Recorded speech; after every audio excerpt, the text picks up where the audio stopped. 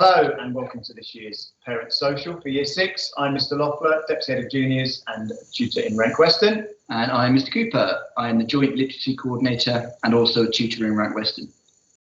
So obviously this year's a little bit different to normal, but the handouts were sent to you with the details of all the curriculum. If you didn't receive that, please do let us know and we'll get that resent.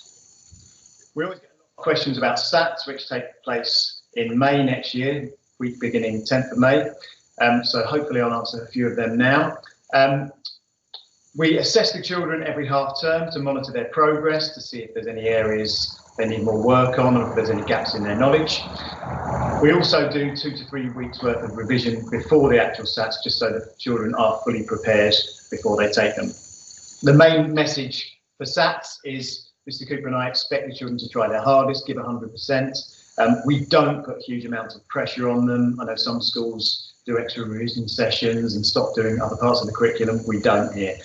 We just expect them to try their hardest. The following papers are SAT, an arithmetic paper and 2 maths reasoning papers, where no calculator is allowed. They do a grammar and punctuation paper and a reading paper as well. Normally about Easter time, we order in revision books so the children can do some independent study and identify any areas where they might need some extra work.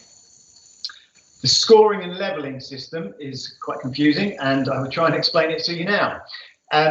So the children get a raw score, which is their actual score, which is out of a different amount for each paper. So for the maths, for example, that's out of 110, and they'll get a raw score, which is then translated into a scaled score. So for example, if they got, say, 56 out of 110 on the raw score, that would then be scaled across to 100, which is the cutoff for your child has reached the expected standard in the following subjects. You get results for 4 subjects: grammar and punctuation, maths, reading and writing.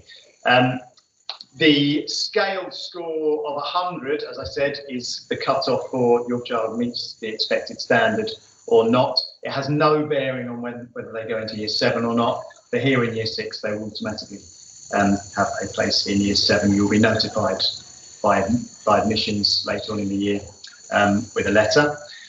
So in terms of the timetable, we operate a 2-week timetable now. Things have changed, so please do be aware of that. There is a week A and a week B. At the moment, week beginning the 14th of September, we are in week A.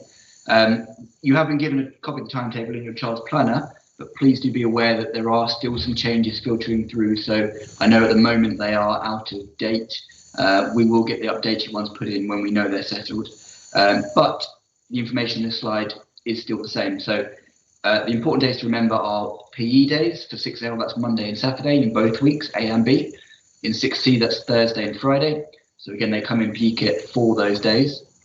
And that's in both weeks as well for 6C. Swimming, the pool is not currently usable. So the children will have another PE lesson on their swimming day. And for 6L, that's Friday, week A, and Tuesday, week B. And in 6C, that's Wednesday, both A and B. And then your library sessions for 6L is Tuesday, week A, Wednesday, week B, and Friday, week A, Tuesday, week B for 6C. And that's also when pupils have the opportunity to change their scheme reader. And just a quick note on scheme readers, we haven't given them out yet. We just wanted a fresh start with all of the children with their scheme readers. So they'll be doing an assessment in the coming days, and hopefully scheme readers will be given out by Monday. Just one other thing on SATs while I remember. You will be emailed probably the first week of July with the results. We have the advantage here of having lots of specialist teachers. Sorry, there's a cleaner trying again.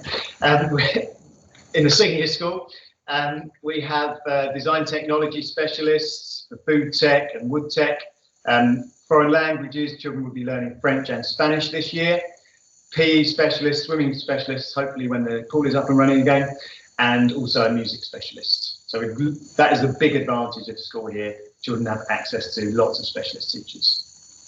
Obviously, in terms of behaviour, we have lots of different systems to try and promote that positive behaviour, and we do really try and focus on the positives. So we have things like the Golden Book and Star of the Week, which happen every Tuesday. So we will choose somebody for the Golden Book. So two people who've maybe worked particularly hard in lessons or produced a really good piece of work. And then the star of the week is more about behaviour or focus in class or behaviour for learning. And again, both of those are chosen every Tuesday. We also give out house points for various reasons, particularly for things like prep or for good behaviour or good effort in class. And then we also have our golden time and reward trips related to that as well. Obviously, on the other side, Mr. Cooper and I both have high expectations.